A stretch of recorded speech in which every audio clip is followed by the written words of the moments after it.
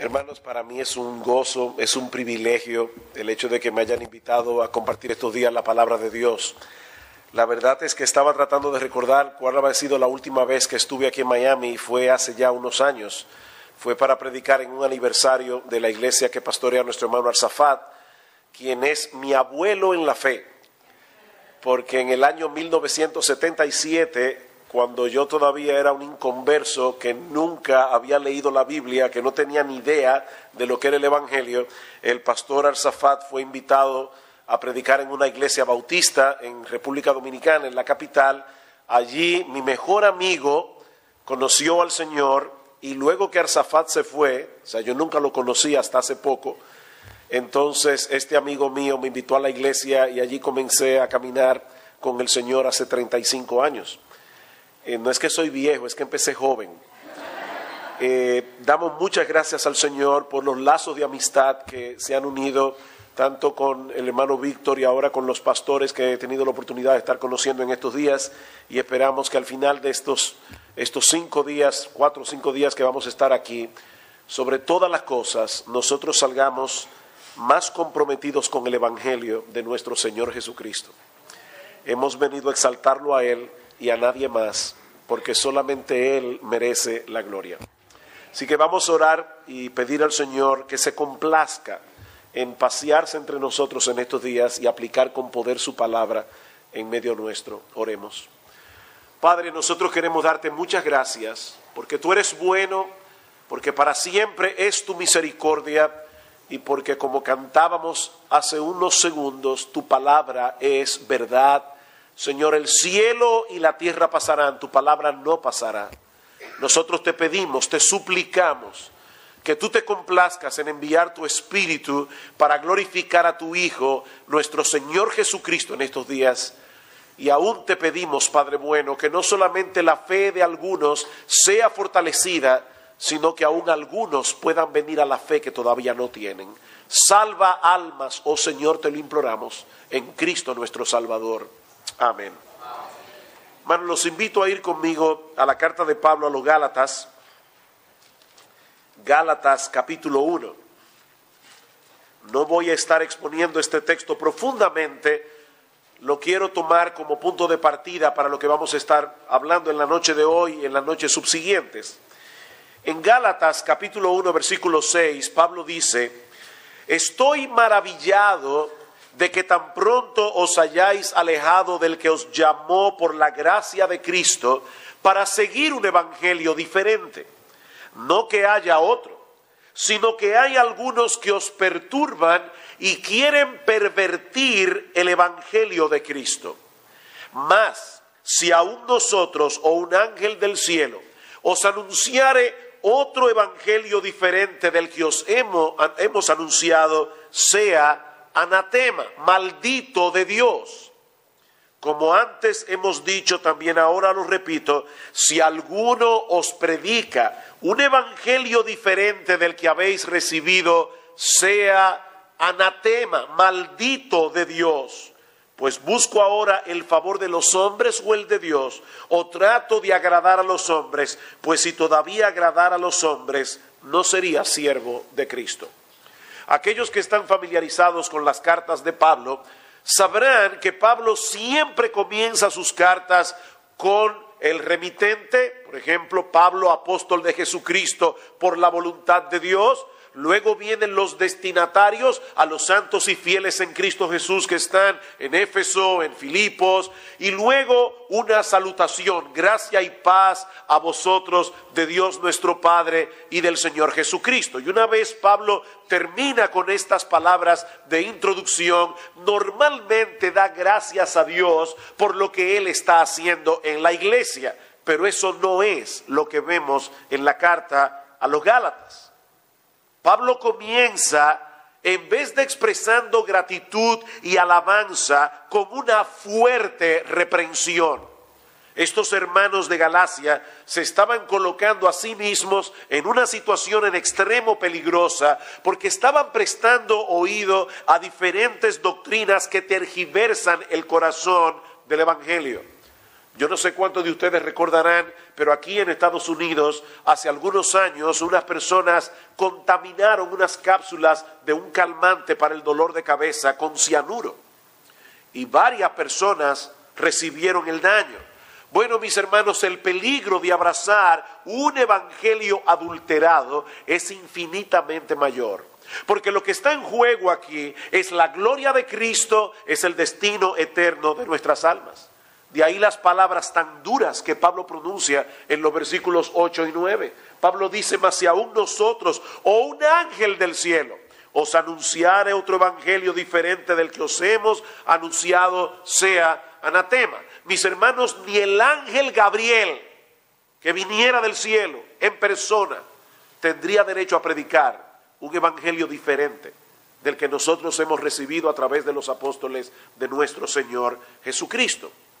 ¿Y cuál es la esencia de ese evangelio que nosotros debemos defender, que nosotros debemos proclamar, que nosotros debemos amar con todas las fuerzas de nuestro corazón? Pero yo creo que Pablo nos da una clave en el capítulo 2, versículo 15. Dice Pablo: nosotros, judíos de nacimiento y no pecadores de entre los gentiles, sabiendo que el hombre no es justificado por las obras de la ley, sino por la fe de Jesucristo, nosotros también hemos creído en Jesucristo para ser justificados por la fe de Cristo y no por las obras de la ley, por cuanto por las obras de la ley nadie será justificado. Algo es evidente aquí en esto que Pablo dice, y es que el mensaje del evangelio gira en torno a la doctrina de la justificación por la fe. Si nosotros nos extraviamos en ese punto del camino, inevitablemente terminaremos perdiendo por completo el rumbo. Así que, hermanos, permítanme en esta noche llamar vuestra atención a este aspecto más esencial del evangelio, la doctrina de la justificación por la fe. Ahora déjenme hacer una advertencia. Cuando un predicador es invitado a una iglesia y se anuncia que este predicador va a estar hablando del evangelio, muchos cristianos cierran sus oídos porque entienden que el evangelio no es para ellos. Hace unos meses mi esposa y yo estábamos viajando en Colombia y tomamos un vuelo. Yo estaba bastante cansado, pero cuando se paró la azafata a dar todas las indicaciones que ellas dan, yo me di cuenta que yo nunca le presto atención. Uno viaja tanto que uno ya las instrucciones que da la azafata, uno no le presta atención. Bueno, mis hermanos, muchas veces los cristianos hacen eso cuando se predica el evangelio en la iglesia. Ellos entienden que ya son cristianos, que el evangelio es para los inconversos y por lo tanto yo no tengo que prestarle atención. Yo espero, mi amado hermano, mi amada hermana, que tú no pienses así, porque yo he venido en estos días a predicar el evangelio. Yo anhelo de corazón que algunos incrédulos se conviertan, pero la realidad es que yo he venido a predicar el evangelio a los cristianos. Así que lo que vamos a hablar en la noche de hoy es el aspecto más esencial, más fundamental, es el corazón del evangelio, la doctrina de la justificación por la fe y sus implicaciones, porque todo lo que vamos a decir en estas conferencias, mañana, pasado, el domingo, se basa en esta doctrina que vamos a explicar parte de esta premisa. Así que yo voy a responder varias preguntas sencillas en esta noche. La primera de ellas es: ¿qué significa ser justificado? ¿Qué significa ser justificado? Bueno, la palabra justificación es usada en la Biblia en un contexto judicial. Cuando un hombre es traído delante de un tribunal para ser juzgado, allí será condenado o será justificado. En otras palabras, será declarado culpable o inocente. En Proverbios capítulo 17, versículo 15, dice: el que justifica al impío y condena al justo, ambos son igualmente abominación a Jehová. Noten que la palabra justificar se contrapone a la palabra condenar. Lo que este texto de Proverbios nos enseña es que declarar inocente, no culpable, a un malhechor, o declarar culpable a un inocente, Ambas cosas son abominables delante de Dios. El culpable debe ser condenado. El inocente debe ser absuelto, es decir, justificado. De manera que ser justificado no es otra cosa que recibir una declaración de inocencia en el tribunal.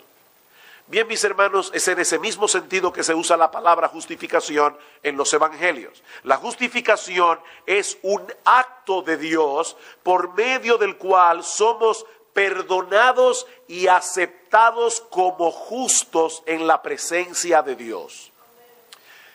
Mira, mi hermano, mi hermana, yo no conozco lo que tú hiciste cuando tú eras inconverso o cuando tú eras inconversa. Ni siquiera los pecados que tú has cometido después que te convertiste. Delante de Dios, si tú eres cristiano, si tú eres cristiana, tú nunca has roto un plato en la presencia de Dios.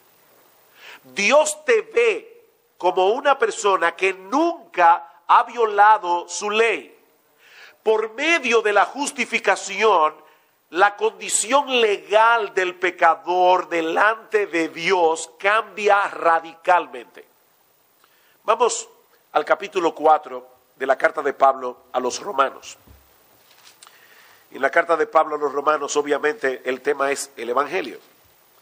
En Romanos capítulo 4, en el versículo 3, Pablo cita el texto de Génesis capítulo 15, versículo 6, donde dice que Abraham le creyó a Dios y le fue contado por justicia. Abraham depositó su fe en Dios. Y a partir de ese momento Dios comenzó a tratar con Abraham como si él fuera un hombre justo. Luego Pablo nos hace ver en el resto del pasaje que esta no fue una experiencia exclusiva de Abraham, sino que esta historia de Génesis capítulo 15 ilustra lo que Dios hace con todo pecador cuando él lo justifica. Noten el versículo 4.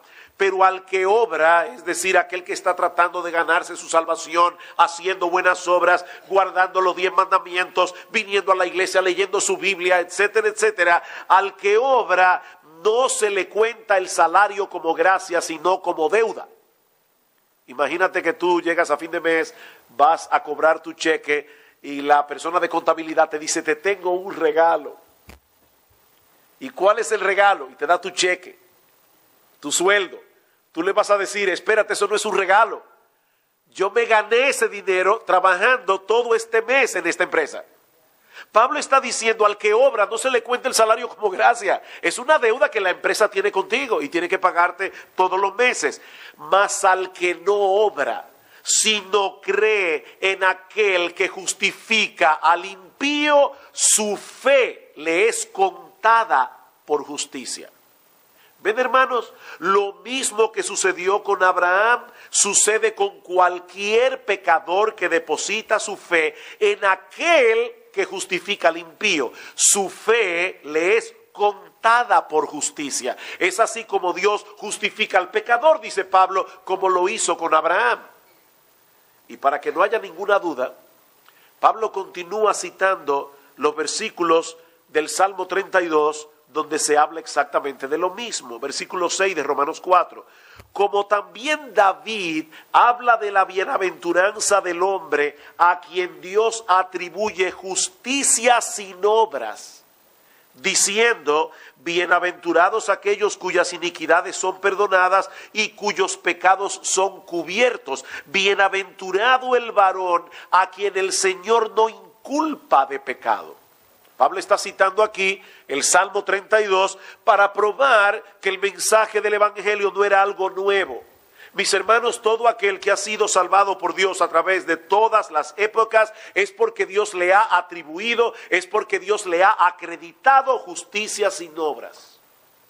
En palabras más sencillas, cuando somos justificados, Dios nos atribuye el haber vivido una vida justa como si nunca hubiésemos violado ninguna cápite de su ley. Por eso dice, bienaventurado aquel cuyos pecados son perdonados, sus iniquidades son cubiertas, el Señor no lo inculpa de pecado. Miren, mis hermanos, un hombre puede ser llevado a un tribunal, ser condenado por un crimen, ser encerrado por años en una institución penal. Cuando ese individuo cumpla su condena, a los ojos de la sociedad será un criminal perdonado. ¿Verdad que sí? Bueno, cuando Dios justifica al pecador, Él no lo ve meramente como un pecador perdonado. Dios lo ve como una persona justa que ha cumplido cabalmente su ley moral, sin haber violado nunca ninguno de sus mandamientos. Pero eso no es todo, eso no es todo. Un juez puede descargar a un acusado, puede declararlo inocente, no culpable, y no volverle a ver en su vida nunca más. Pero cuando Dios justifica al pecador, no solo lo absuelve, sino que lo adopta. O sea, no es solamente que Dios lo declara justo, es que ahora Dios lo adopta como uno de sus hijos en la familia de la fe, con todos los derechos, con todas las prerrogativas que eso implica. Ahora bien, alguien puede preguntarse, ¿cómo puede ser posible que Dios haga algo así?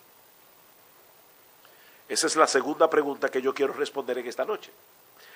¿Cómo Dios puede justificar de ese modo a un pecador culpable y que Dios siga siendo justo?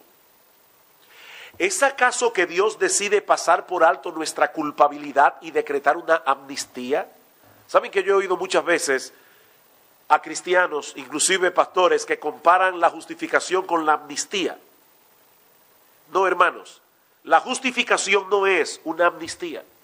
La justificación y la amnistía no son sinónimas. Cuando se proclama una amnistía, se está pasando por alto un mal proceder, un crimen. Se está tomando la prerrogativa de no llevar un caso a la justicia. La palabra amnistía viene de la palabra griega amnestia, que significa olvido, de donde viene nuestra palabra amnesia. Ahora, hermanos, Dios no sufre de amnesia. Aparte de que si Dios hiciera algo así, pasar por alto el hecho de que nosotros somos pecadores y que hemos violado su ley muchísimas veces, si Dios hiciera algo así, Él mismo estaría actuando en contra del más elemental principio de justicia establecido por Él mismo. ¿Qué dice Proverbios capítulo 17, versículo 15? El que justifica al impío y el que condena al justo, ambos son igualmente abominación a Jehová. Dios no puede hacerse de la vista gorda en lo que respecta a nuestros pecados, porque si Dios hace eso dejaría de ser justo, y si Dios deja de ser justo, deja de ser Dios. Sin embargo, hermanos, ¿qué leímos en Romanos capítulo 4, versículo 5? Pablo dice claramente en Romanos 4, 5 que Dios justifica ¿a quién? Al impío. Dios justifica al impío. Y lo que yo estoy preguntando es cómo Dios puede hacer algo así. ¿Cómo Dios puede declarar inocente a un transgresor y mantener intacta su justicia? Bueno, hermanos, vean otra vez Romanos capítulo 4, versículo 3. Pablo dice, creyó Abraham a Dios y le fue contado por justicia. El término clave ahí es contado. Esa palabra que usa Pablo allí significa poner en la cuenta de, acreditar, imputar. Aquí hay varios niños. Niños, esto es para ustedes. Cuando un niño hace algo malo y el padre lo llama a capítulo y le dice, ¿qué tú has hecho, hijo mío? Y ese niño dice que fue su hermanito el que lo hizo, él está imputando su falta a su hermanito. Él está acreditando la falta suya, está diciendo que fue su hermanito que lo hizo. Imputar significa acreditar algo a alguien. Una de las ilustraciones más hermosas que nosotros tenemos de imputación en el Nuevo Testamento la encontramos en una carta que muchos cristianos menosprecian. Es la carta de Pablo a Filemón. Es la carta de un solo capítulo. Allí se trata el caso de un esclavo llamado Onésimo, el cual se había escapado de la casa de su amo, probablemente después de haberlo robado. De una manera providencial, ese esclavo termina en Roma y en la cárcel conoce al apóstol Pablo, y el apóstol Pablo le predica el evangelio, y Onésimo se convierte. Y ahora Pablo lo envía de vuelta a su amo con una carta en la que Pablo le pide básicamente que reciba a Onésimo ya no como un esclavo, sino como a un hermano en Cristo. Y en el versículo 18 Pablo le dice a su hermano en la fe, Filemón: y si en algo te dañó o te debe, ponlo en mi cuenta. Esa palabra, que es una frase en español, ponlo en mi cuenta, es una sola palabra griega en el original, y es la misma palabra que Pablo usa en Romanos. Pablo le pide a Filemón que la deuda de Onésimo se le imputara a él, que la deuda de Onésimo se le acreditara a él como si fuera Pablo que lo debiera. Bueno, hermanos, eso fue exactamente lo que hizo Dios a través de la persona de su Hijo Jesucristo. En la cruz del Calvario, todos nuestros pecados le fueron imputados a Cristo, acreditados a Cristo, de manera que Cristo pagó como si Él mismo hubiese cometido todos los pecados que tú has cometido a través de toda tu vida. Él pagó por eso, como si Él los hubiera cometido. Y al mismo tiempo, la justicia perfecta de Cristo, su obediencia perfecta a la ley de Dios, es acreditada a nosotros como si nosotros siempre hubiésemos obedecido la ley de Dios. Eso es sencillamente impresionante.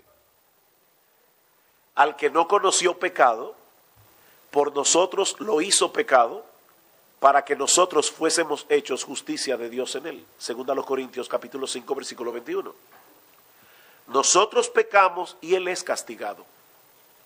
Él vive una vida de perfecta justicia y nosotros somos tratados por Dios como si esa hubiese sido nuestra vida. Por eso alguien decía que Cristo no solo murió por nosotros, y eso es algo que uno escucha mucho en las iglesias cristianas: Cristo murió por nosotros.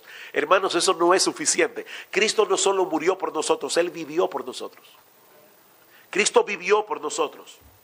Él vivió la vida que nosotros no podíamos morir y luego murió en la cruz del Calvario la muerte que nosotros merecíamos morir. Es un intercambio sorprendente. Así que no fue una declaración de amnistía lo que hizo Dios, ni mucho menos rebajar las demandas de su ley. Su carácter santo y justo hace indispensable que Él castigue el pecado. El pecado no puede quedar sin castigo, pero hermanos, en un acto de amor inconmensurable, Dios el Hijo vino al mundo, se hizo hombre y decidió recibir el castigo Él mismo para ofrecer el perdón de todas nuestras transgresiones sin pasar por alto su justicia. Romanos capítulo 3, versículo 24. Siendo justificados gratuitamente por su gracia mediante la redención que es en Cristo Jesús, a quien Dios puso como propiciación por medio de la fe en su sangre para manifestar su justicia a causa de haber pasado por alto en su paciencia los pecados pasados, con la mira de manifestar en este tiempo su justicia, a fin de que Él sea el justo y el que justifica al que es de la fe de Jesús. ¿Dónde pues está la jactancia? Queda excluida. ¿Por cuál ley? Por la de las obras, no, sino por la ley de la fe. Ahora, ¿cómo puede el pecador recibir un beneficio tan extraordinario? Esa es mi tercera pregunta. Y la respuesta es por medio del arrepentimiento y de la fe. Que dice en Marcos capítulo 1 versículo 14, dice que Cristo vino predicando el reino de Dios, ha llegado, arrepentíos y creed en el evangelio. La palabra arrepentimiento señala ese momento en que el pecador se da cuenta de la seriedad de su pecado delante de Dios y decide volverse a Él. No solo procurando ser perdonado, sino también deseando ser libertado de la esclavitud del pecado, de la esclavitud que no le permite hacer la voluntad de Dios. Este hombre viene delante de Dios con el anhelo, el deseo de cambiar el rumbo de su vida. De manera que el arrepentimiento es mucho más que sentir remordimiento por haber pecado. El arrepentimiento es mucho más que sentir dolor por el daño que nuestro pecado nos ha hecho a nosotros y ha hecho a otros. Arrepentirse es ponerse de acuerdo con Dios en lo que respecta a nuestra condición delante de Él. Es venir delante de Dios y decirle: sí, Señor, yo sé que he violado tu ley, yo sé que merezco ser condenado en el infierno por causa de todas mis transgresiones, pero ahora vengo a ti pidiendo que me perdones y con la disposición de divorciarme de mi vida de pecado, no confiando en mí, sino confiando en ti. Eso es arrepentimiento. Yo no puedo divorciarme de mi vida de pecado, no en mis propias fuerzas. Pero cuando un pecador viene a Cristo, viene con la disposición de divorciarse, aunque sabe que eso solo podrá hacerlo por la gracia de Dios. Eso es arrepentimiento. Es una acción y una actitud que no solo se asume en el momento inicial de la conversión. Hermanos, el arrepentimiento es algo que aparece en la vida del cristiano todo el tiempo. Todo el tiempo. Es verdad que nos convertimos en un momento, ya somos hijos de Dios. Pero la vida del creyente es una vida de arrepentimiento. Constantemente el cristiano se está volviendo de sus pecados hacia Dios. Una de las cosas que vamos a ver más adelante en otra de las conferencias es cómo nuestro corazón se va detrás de los ídolos. Y el cristiano tiene que estar constantemente dándole la espalda a los ídolos para volverse hacia Dios. Y es allí precisamente donde entra en juego la fe. Déjenme hacerles una pregunta. Si yo estoy en este momento mirando hacia esta bandera y ahora me vuelvo a mirar esta bandera, ¿cuántas acciones yo he hecho? ¿Una o dos? ¿Qué yo he hecho? ¿Una cosa o dos cosas? Bueno, yo he hecho un movimiento que incluye dos cosas. Yo le he dado las espaldas a esta bandera y me he tornado hacia esta otra bandera.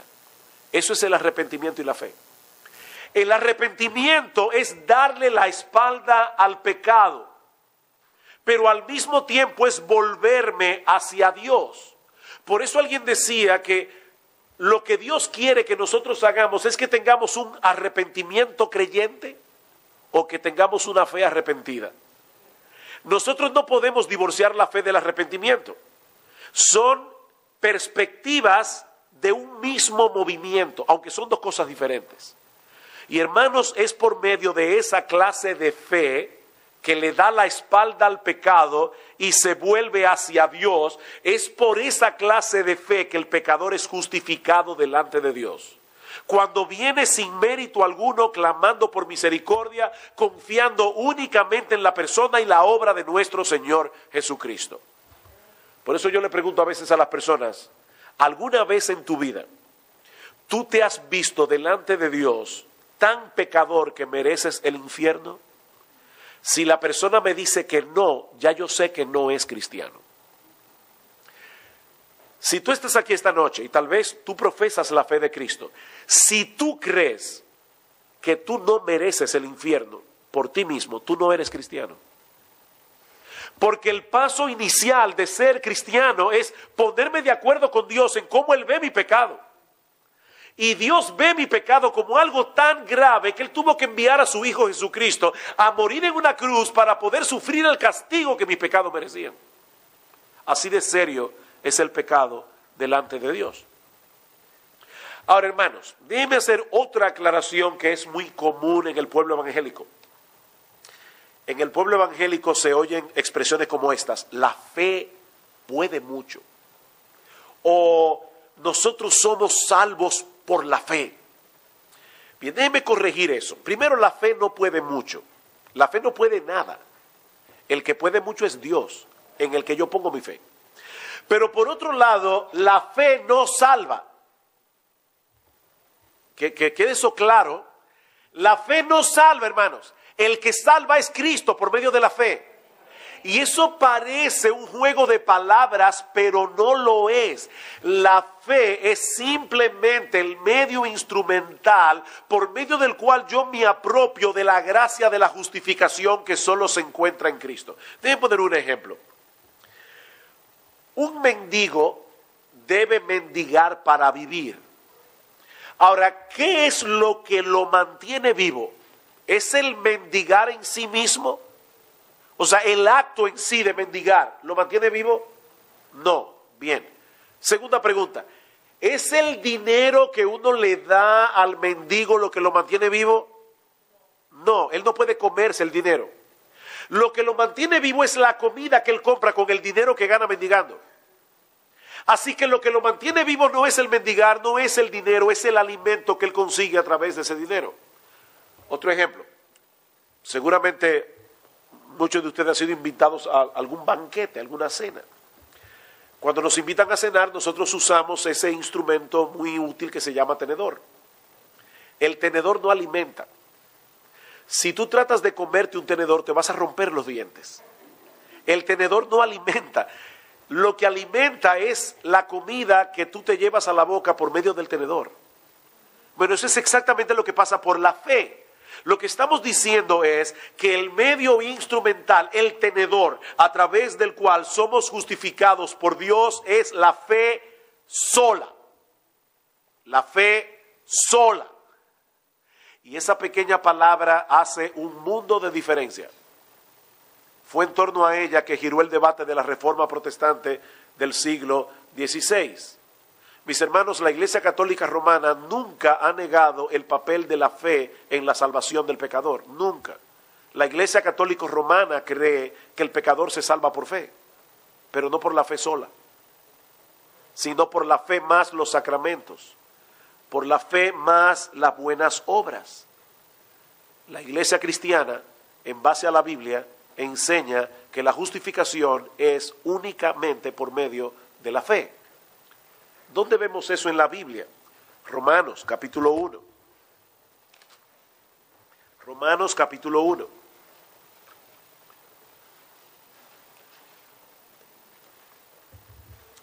Versículo 16, porque no me avergüenzo del Evangelio, porque es poder de Dios para salvación a todo aquel que cree, al judío primeramente y también al griego. Porque en el Evangelio la justicia de Dios se revela por fe y para fe, como está escrito, mas el justo por la fe vivirá. Lo que Pablo está diciendo aquí es, la vida cristiana de principio a fin es de fe. Romanos capítulo 3, versículo 21. Pero ahora, aparte de la ley, se ha manifestado la justicia de Dios, testificada por la ley y los profetas. La justicia de Dios por medio de la fe en Jesucristo para todos los que creen en Él. Versículo 27. ¿Dónde pues está la jactancia?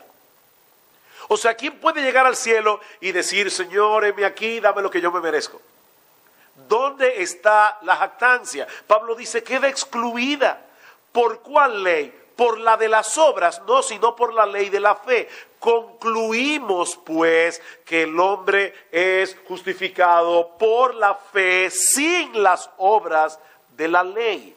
Versículo 3 de Romanos 4, otra vez, porque ¿qué dice la Escritura? Creyó Abraham a Dios y le fue contado por justicia, pero al que obra no se le cuenta el salario como gracia, sino como deuda. Mas al que no obra, sino cree en aquel que justifica al impío, su fe le es contada por justicia.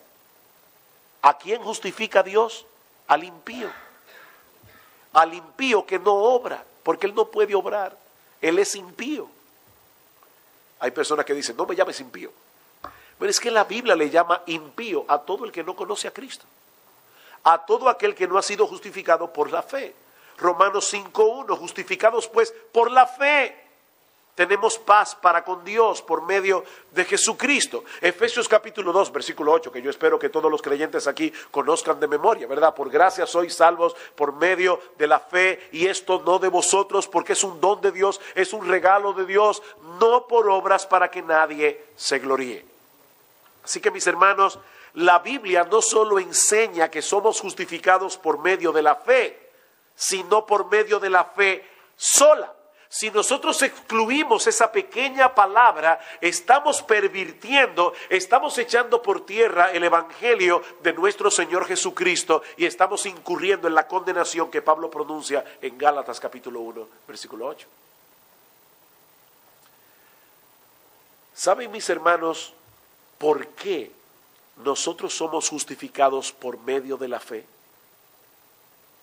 No sé si alguna vez han pensado en eso. ¿Cuál virtud es superior, la fe o el amor? La fe, no, el amor. Primera a los Corintios capítulo 13, versículo 13. Ahora permanecen la fe, la esperanza y el amor. Estos tres, pero el mayor de ellos es el amor. Sin embargo, no somos justificados por amar, somos justificados por creer. ¿Por qué si el amor es una virtud más importante que la fe, somos justificados por la fe y no por el amor? Porque la fe es el único acto del hombre que no es una obra. El que ama, obra. El que no obra, no ama. Pero la fe no es por obras. La justificación es por la fe, porque la fe es la única acción del hombre que no es una obra. La fe es una mano vacía que se extiende para recibir a Cristo, tal como Él es ofrecido en el Evangelio. Mas a todos los que le recibieron, a los que creen en su nombre, les dio potestad de ser hechos hijos de Dios. De modo que es por fe para que no sea por obra y así pueda ser por gracia. ¿Ven el punto? Es por fe para que no sea por obras y pueda ser por gracia. Como bien ha dicho alguien, la gracia y la fe van indisolublemente juntas, por cuanto la única función de la fe es la de recibir lo que ofrece gratuitamente la gracia. Eso es lo único que hace la fe, recibir humildemente lo que ofrece gratuitamente la gracia. Pero todavía nos queda una pregunta por responder. ¿Cuáles son las implicaciones de abrazar por la fe la salvación que Dios ofrece en el Evangelio? ¿Cuáles son las implicaciones? El apóstol Pablo trata con esta pregunta en Romanos capítulo 6. El hermano Mario leyó Romanos capítulo 5, versículo 12 al 21. Yo sé que es un texto difícil. De hecho, alguien decía que uno puede saber si un teólogo es un buen teólogo si su texto griego se abre solo en Romanos 5. O sea, un teólogo es un buen teólogo si ha pasado mucho tiempo estudiando ese pasaje. O sea, yo sé que es un texto difícil, pero básicamente lo que Pablo está diciendo en Romanos capítulo 5, versículos 12 al 21 es que el pecado de Adán nos condenó a todos. Si alguien protesta por eso, recuerde que hay otra cara en esta moneda. La justicia de Cristo nos justifica a todos.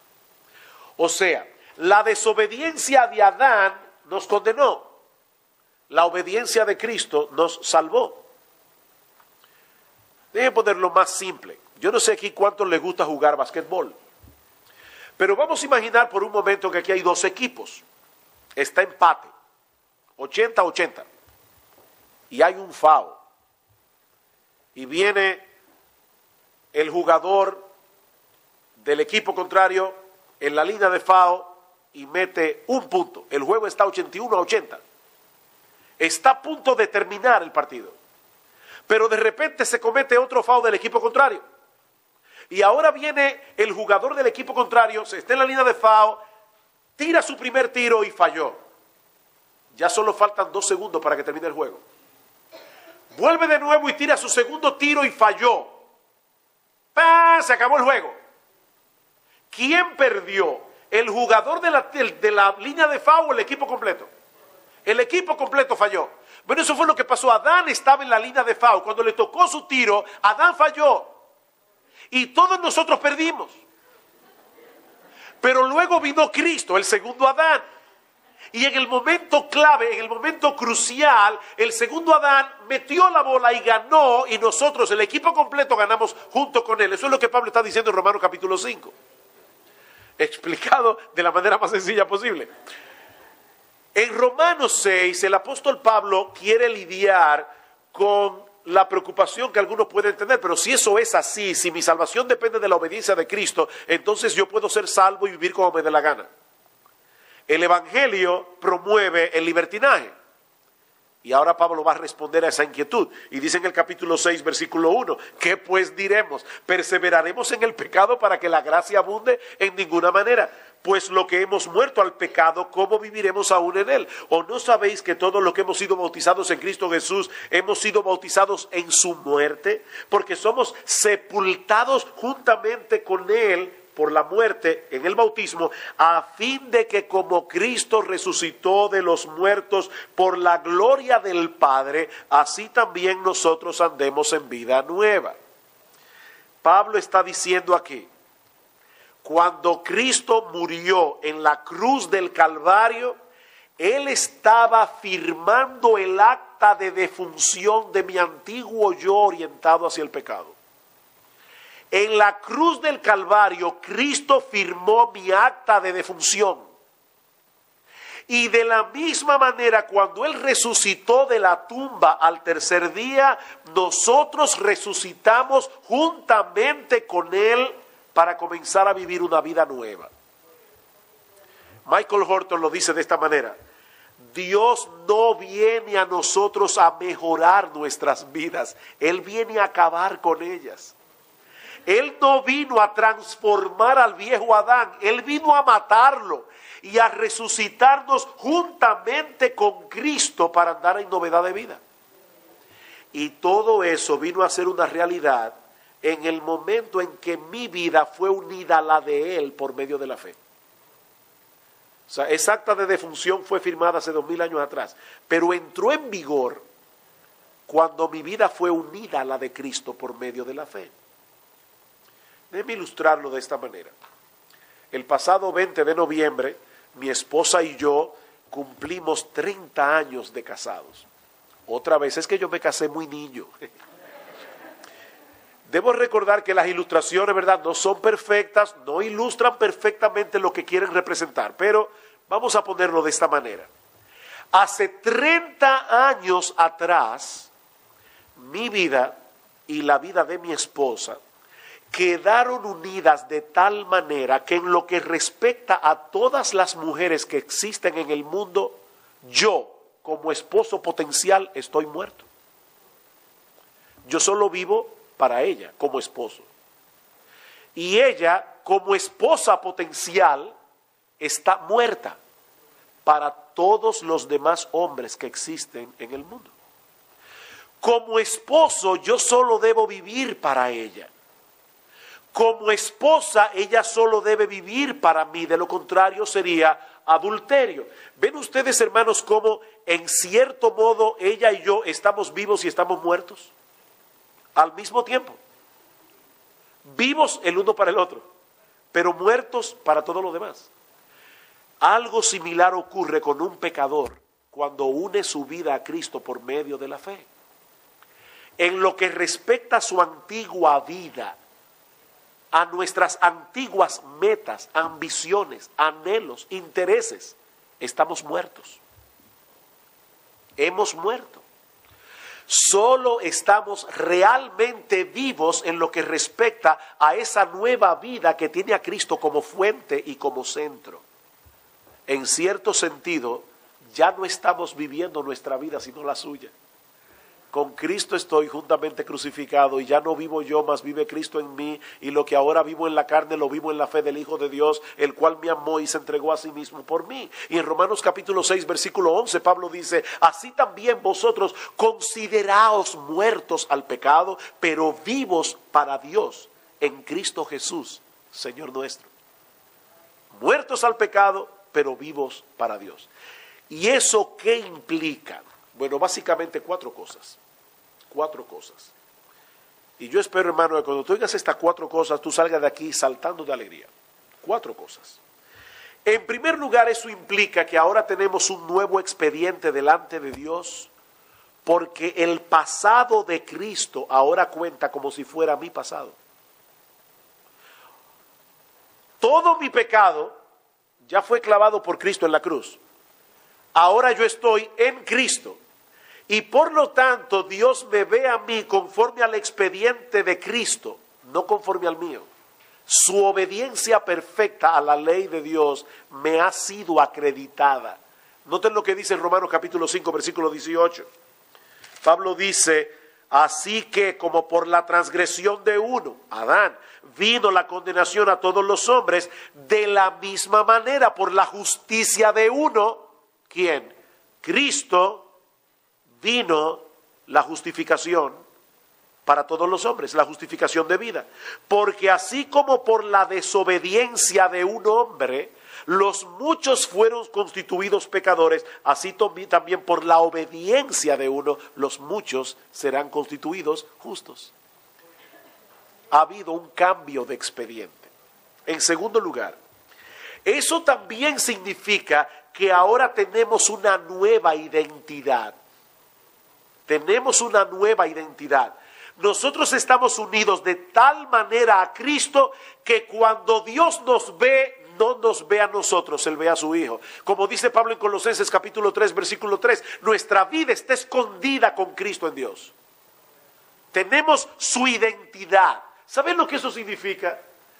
Mira, mi hermano, si alguien pudiera tener acceso a tu computadora y tuviera tu clave de acceso, pudiera penetrar en tu cuenta bancaria, pudiera asumir tu identidad, pudiera traspasar dinero de tu cuenta a la cuenta suya, pudiera meterse en Amazon.com y hacer compras con tu dinero, con tu identidad, y tú vas a tener que pagar lo que ese pirata cibernético se robe.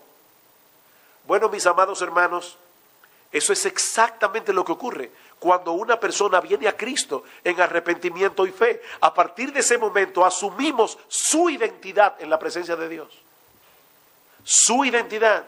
El Dios del cielo nos ve en Cristo y nos invita a hacer uso de todos los beneficios espirituales que conlleva el hecho de tener esa nueva identidad. ¿Hay algo que Dios le niega a su Hijo? No. Y nosotros venimos en su nombre, no en el nuestro. Hay algunos cristianos que creen que orar en el nombre de Cristo es decir al final de cada oración las palabras mágicas. En el mundo es abracadabra. En la iglesia es en el nombre de Cristo. No, mis hermanos, eso no es una fórmula secreta. En el nombre de Cristo, porque yo no voy al cielo en mi nombre. Mi cuenta bancaria en el cielo está en rojo. La de Cristo está perfecta. Yo voy en su nombre. Si un millonario me da un poder y yo voy al banco en su nombre, yo puedo sacar todo el dinero de ese millonario. Pero si voy como Sujel Michelén, no me van a dar ni $1. Cuando nosotros vamos al trono de Dios, vamos con la identidad de su Hijo, en el nombre de su Hijo. Por eso es que Pablo dice, si Dios nos entregó a su Hijo, ¿cómo no nos dará con Él juntamente todas las cosas? En tercer lugar, eso también implica que como ahora estamos muertos al pecado y vivos para Dios, tenemos nuevos deseos y una nueva capacidad para hacer la voluntad de Dios. Romanos capítulo 6, versículo 12. Y este, mis hermanos, es uno de los textos más mal interpretados en muchas iglesias evangélicas en el día de hoy. Pablo dice, no reine pues el pecado en vuestro cuerpo mortal, de modo que lo obedezcáis en sus concupiscencias, ni tampoco presentéis vuestros miembros al pecado como instrumentos de iniquidad, sino presentaos vosotros mismos a Dios como vivos de entre los muertos y vuestros miembros a Dios como instrumentos de justicia. Y ahora escuchen, porque el pecado no se enseñoreará de vosotros, pues no estáis bajo la ley, sino bajo la gracia. Algunas personas dicen, ya podemos hacer lo que nos dé la gana. No estamos bajo la ley, estamos bajo la gracia. ¿Es eso lo que ese texto significa? Por supuesto que no. ¿Qué es lo que Pablo está diciendo allí? El hombre, cuando nace en este mundo, lo quiera o no lo quiera, nace en el mundo creado por Dios. Y por lo tanto está bajo la ley. Él tiene la obligación de cumplir la ley de Dios. Muchos de ustedes se hicieron ciudadanos norteamericanos, quizás recientemente. Cuando tú te haces ciudadano norteamericano, tú estás comprometiéndote a cumplir las leyes de este país, aunque esas leyes hayan sido decretadas cuando tú ni eras ciudadano norteamericano.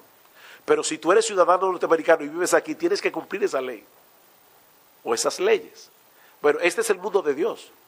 Y todo hombre está obligado a cumplir la ley de Dios. Y algún día tendrá que darle cuenta a Dios en su tribunal por no haber cumplido su ley. Eso es estar bajo la ley. ¿Cuál es el problema del hombre? Tener que obedecer la ley y no poder hacerlo. El pecador está en la condición maldita, porque es una condición maldita, de tener que obedecer la ley y no querer hacerlo ni poder hacerlo. ¿Qué es estar bajo la gracia? Es tener el recurso de gracia de Dios para que yo ahora pueda darle a su ley una nueva obediencia. El cristiano no obedece perfectamente la ley de Dios, porque todavía el pecado mora en nosotros, pero sí podemos obedecer sinceramente la ley de Dios y de hecho queremos hacer su voluntad, aunque sea una guerra. En otras palabras, ahora estamos bajo la gracia en el sentido de que contamos con todos los recursos que emanan de la gracia de Dios por causa de nuestra unión con Cristo en su resurrección, de modo que ahora podemos obedecer la ley moral de Dios.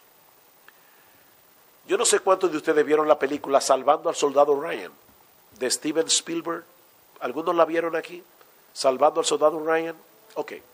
Esa película comienza con el desembarco de Normandía. El 6 de junio del año 1944, las tropas aliadas desembarcaron en Normandía. Y ese día está marcado como el día D en la Segunda Guerra Mundial. Ese día se determinó la derrota de Hitler y de la Alemania nazi. Ahora, la guerra no terminó el 6 de junio del año 1944, pero en cierto modo la derrota de Hitler quedó marcada, quedó sellada el 6 de junio de 1944, en el día D. Sin embargo, la victoria total de los aliados ocurrió 11 meses más tarde, el 7 de mayo de 1945, cuando Hitler o la Alemania nazi se rindió. En esos 11 meses se libraron las batallas más sangrientas de la Segunda Guerra Mundial en Francia, en Bélgica y en Alemania. Aunque el enemigo estaba mortalmente herido, todavía continúa haciendo mucho daño. Bien, vamos a aplicar esta analogía a la fe cristiana. Hermanos, el día que Cristo murió en la cruz del Calvario es nuestro día D. Allí se selló la derrota de Satanás y la victoria de los hijos de Dios. Pero todavía no hemos llegado al día B, que es el día de la victoria, cuando nuestro Señor Jesucristo regrese en gloria. Nosotros estamos en el campo de batalla, pero ya sabemos quién va a ganar. Me encanta algo que leí hace muchos años de un individuo, un señor que está en un parque leyendo su Biblia en el libro de Apocalipsis, y pasan unos estudiantes de teología muy orondos y le dicen al individuo, ¿qué tú estás leyendo? Y dice, el libro de Apocalipsis. Y le preguntan con mucha condescendencia, ¿y tú sabes? ¿Tú entiendes el libro de Apocalipsis? Dice él, perfectamente. ¿Podrías explicarnos el libro de Apocalipsis? Dice él, sí, al final nosotros ganamos. Eso es todo, hermanos. Usted puede leer que si la bestia, que si el dragón, que si no sé qué. El libro de Apocalipsis lo que enseña es que al final nosotros ganamos. Ya la victoria fue sellada en la cruz del Calvario en el día D. Estamos esperando que nuestro Señor Jesucristo regrese en gloria en el día B.